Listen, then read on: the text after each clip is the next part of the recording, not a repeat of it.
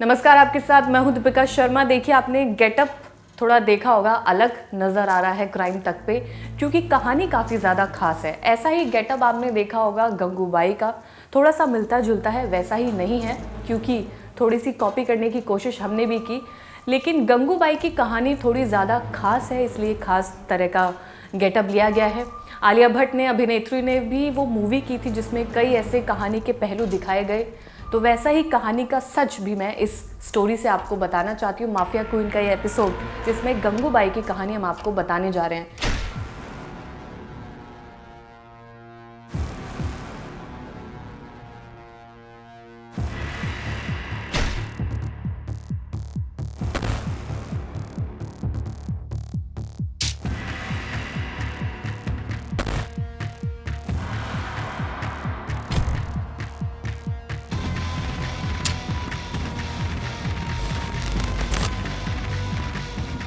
इनका असली नाम है गंगा हरजीवन दास काठियावाड़ी, जो कि गुजरात की रहने वाली है। गुजरात में ही पली बड़ी, वहीं पर उन्होंने अपनी एजुकेशन ली। एक लॉयर और पढ़े लिखे लोगों की फैमिली से ताल्लुकात रखती है। रॉयल फैमिली से भी इनके परिवार के ताल्लुकात रहते हैं। 1940 के ज़माने से ये कहानी है जहाँ पर इनके परिवार वाले इन्हें पढ़ने के लिए कहते हैं। यानी कि अगर आप इतने सालों पहले की अगर बात करें तो काफ़ी ताज्जुब वाली बात है कि उस ज़माने में लड़कियों को पढ़ाने के लिए कहा जाता था। तो गंगूबाई से उनके परिवार वाले कहते थे कि वो पढ़ लिख कर एक अच्छी अफसर बने, लेकिन गंगूबाई के आंखों में एक बहुत बड़ा सपना था। उनका सपना था कि वो मुंबई जाए और एक बड़ी अभिनेत्री बने। अब ये सपना उनके दिमाग में हमेशा चलता रहता था कि वो मुंबई कैसे जाए, गुजरात से सीधा मुंबई जाने का सफ़र वो अकेले कैसे तय करे। तो उनके परिवार में एक शख्स था जो उनके पिताजी का अकाउंटेंट था, रमनिक लाल उसका नाम है, जिसने ये सपना गंगूबाई को दिखाया कि वो उन्हें एक अभिनेत्री बनाएगा, मुंबई लेकर जाएगा। उसने ये झांसा दिया कि मुंबई वो पहले भी जा चुका है, तो उसके लिए आसान है मुंबई गंगूबाई को ले जाना। अब ये सुनकर गंगूबाई काफ़ी ज़्यादा खुश हो जाती है और उनके दिमाग में आने लगता है कि अब वो मुंबई जा सकती है, एक हीरोइन बन सकती है। रमनिक लाल को गंगूबाई से प्यार हो जाता है, ऐसा इस कहानी में बताया गया है। प्यार होता है नहीं, ये तो आगे की कहानी है। लेकिन गंगा को रमनिक से बहुत ज़्यादा प्यार हो जाता है, वो दोनों भागने की तैयारी कर देते हैं। तो एक दिन गंगूबाई अपनी ज्वेलरी लेकर पैसे पैक करती हैं और वहाँ से एक छोटे से मंदिर में जाते हैं और दोनों लोग शादी कर लेते हैं, जिसके बाद वो मुंबई के लिए निकल जाते हैं और मुंबई पहुँच जाते हैं। कुछ दिन तो माहौल काफ़ी ज़्यादा अच्छा रहता है, दोनों का प्यार भरा माहौल चलता है, लेकिन धीरे धीरे दोनों के पास पैसे खत्म होने लगते हैं। अब पैसे कहाँ से आए? इसके बाद रमनिक लाल गंगा से बोलता है कि तुम मेरी एक काकी हैं, उनके घर पे जाकर कुछ दिन रहो ताकि मैं एक सस्ता कोई घर देख सकूं, कोई जुगाड़ कर सकूं। ये सुनकर गंगा भी चली जाती है, रमनिक की बात मान लेती है और रमनिक कुछ दिनों के लिए वहाँ से चला जाता है।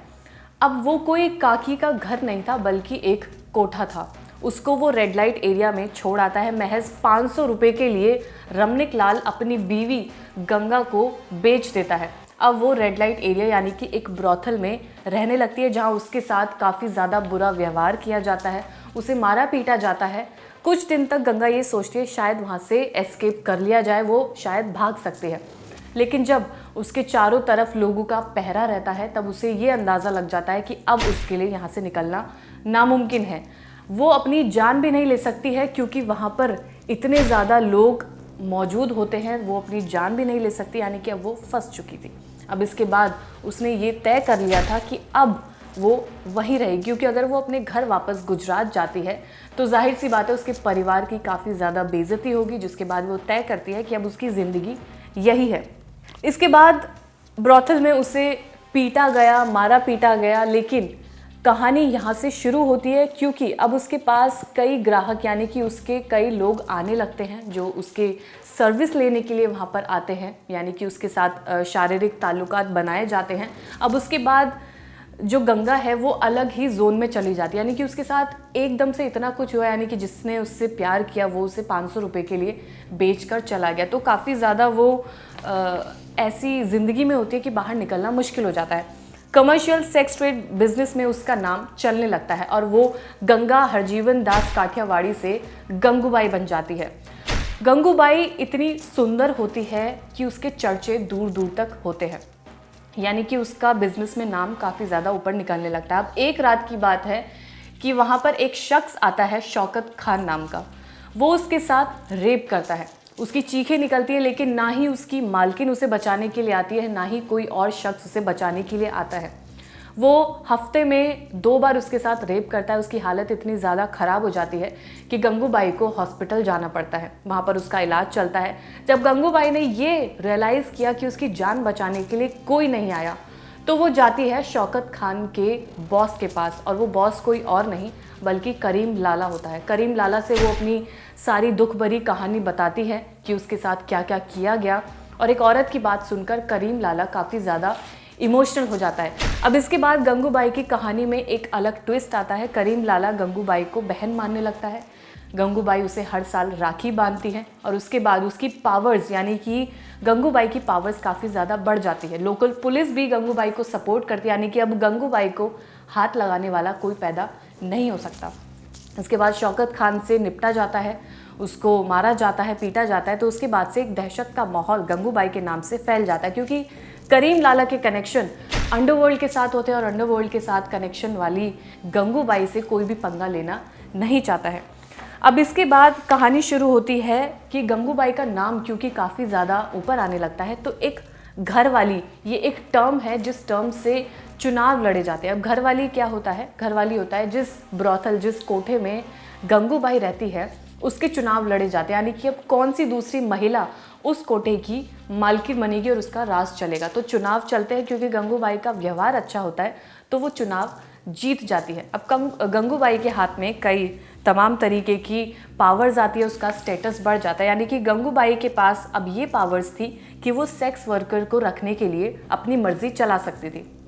जब ये पावर्स गंगूबाई के पास आती हैं, तब उसे अगर कोई ऐसा जेन्युइन केस नज़र आता है, यानी कि किसी लड़की को ज़बरदस्ती लाया गया है, तो वो अपनी कहानी से उस कहानी को रिलेट करती थी और उस लड़की को वापस अपने घर भेज देती थी। लेकिन कहा जाता है कि किसी कोठे में अगर लड़की आ जाती है तो उसे वापस भेजना वो कोई शब्द ही नहीं होता, लेकिन गंगूबाई ने ये कदम उठाया। अगर कोई जेन्युइन केस लगा तो वो उस लड़की को वापस भेज देती थी, जिसके बाद गंगूबाई को गंगू माँ के नाम से भी जाना जाने लगा, यानी कि लोग उसकी इज्जत करने लगे।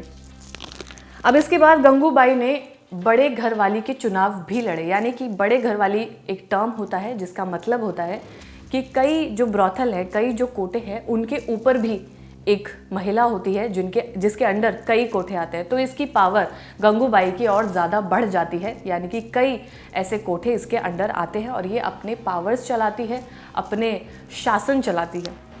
अब एक दफ़ा एक स्पीच गंगूबाई ने दी थी जो काफ़ी ज़्यादा फेमस हुई थी। स्पीच में क्या था कि गंगूबाई कहती है कि मुंबई एक सुरक्षित जगह सिर्फ इसीलिए है क्योंकि चंद महिलाएं, यानी कि जो ब्रॉथल में, रेड लाइट एरिया में महिलाएं काम कर रही हैं, उनकी वजह से ये मुंबई दूसरी महिलाओं के लिए सेफ़ है। क्यों नहीं? क्योंकि मर्दों का जो गुस्सा है वो ये चुनिंदा महिलाएं झेलती हैं, जिस वजह से दूसरी महिलाएं, जो आम महिलाएं, वो सुरक्षित है। इसके अलावा गंगूबाई से एक सवाल पूछा गया कि सेक्स वर्कर की ज़रूरत क्यों है। तब गंगूबाई ने ये जवाब दिया कि जैसे कि एक घर में एक टॉयलेट होता है, उसको इस्तेमाल किया जाता है और बाकी के कमरे साफ रहते हैं, उसी तरह से एक शहर में एक प्रोस्टिट्यूशन बेल्ट बेहद ही ज़रूरी है ताकि बाकी की महिलाएं सुरक्षित रहें।